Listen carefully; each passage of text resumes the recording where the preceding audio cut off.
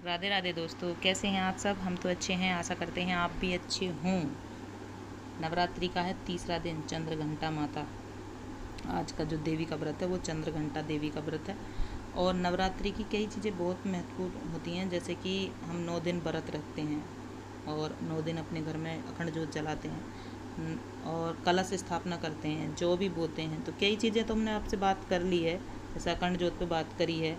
ठीक है, आज हम जो बात करेंगे ना वो करेंगे कलश स्थापना पर, कि हम अपने घर में कलश स्थापना क्यों करते हैं। भाई कलश स्थापना जो करते हैं ना वो एक तो अपने मन की इच्छा पूरी करने के लिए करते हैं। जैसे हमने कुछ चीज़ मांगी है तो हम भाई वो चीज़ मांग रहे हैं, हम अपनी कलश स्थापना कर रहे हैं, अगली साल हमारे वही चीज़ हो जाए तो हम दोबारा करेंगे। ठीक है, तो इसलिए भी करते हैं। कुछ तो हम मेरे मानने के हिसाब से भाई हम अपने जो हम सुनते आए हैं हम उस चीज़ के बारे में बता रहे हैं, बाकी सबकी अपनी अपनी इच्छा है, कोई कैसे करता है कोई कैसे।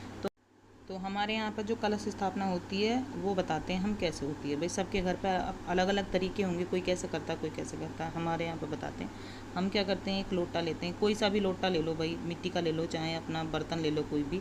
उसमें थोड़ा सा गंगा जल डाल लो। गंगा जल डालने के बाद में 2 इलायची, 2 लौंग, सुपारी, खड़ी हल्दी, 1 सिक्का और गंगा जल तुमने डाल लिया। तो ये चीज़ें रख के फिर उसे जल से पूरा भर दो। जल से भर दिया, कलावे बांध लो उसके दोनों, मतलब 2 रख रहे हैं तो 2, 1 रख रहे हैं तो 1 मुंह पे।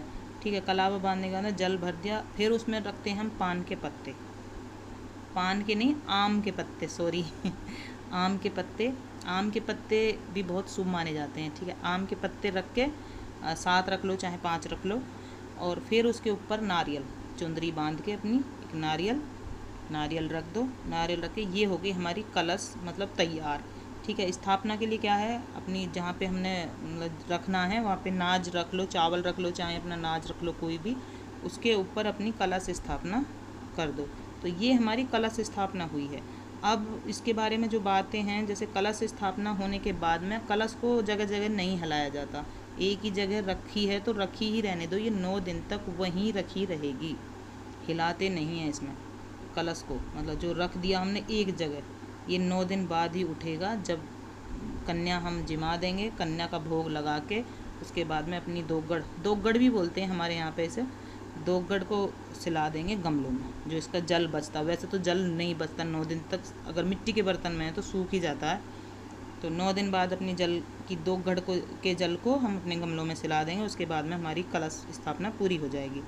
तो ये थी हमारी कलश स्थापना, हम कैसे करते हैं अपने घर में। ये हमारे घर में होती है भाई इस तरीके से। आपके घर में कैसे होती है वो भी बताना। अगर कुछ गलत भी लग रहा हो ना तो वो भी कमेंट करके बता दिया करो कि भाई इसमें ये चीज़ें गलत लग रही हैं। ठीक है, कलश स्थापना का महत्व भी बहुत होता है। इसमें देवियों का वास बताते हैं कि भाई देवियों का वास है कलश स्थापना करने के बाद। 9 देवी वास करती हैं कलश स्थापना में हमारे, और सकारात्मक ऊर्जा बनी रहती है।